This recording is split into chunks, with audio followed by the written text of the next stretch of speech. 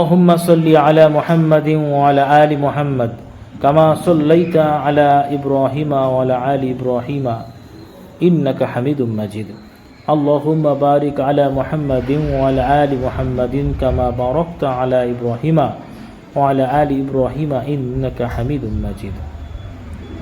এর অর্থ হচ্ছে, এই দরুদ শরীফের অর্থ হচ্ছে, হে আল্লাহ, মুহাম্মদ মুস্তাফা সাল্লাল্লাহু আলাইহি সাল্লামের উপর এবং তাহার বংশধর গণের উপর অনুগ্রহ বর্ষণ করো, যেরূপ অনুগ্রহ ইব্রাহিম আলাইহিস সালাম ও তাহার বংশধর গণের উপর বর্ষণ করিয়াছিলে।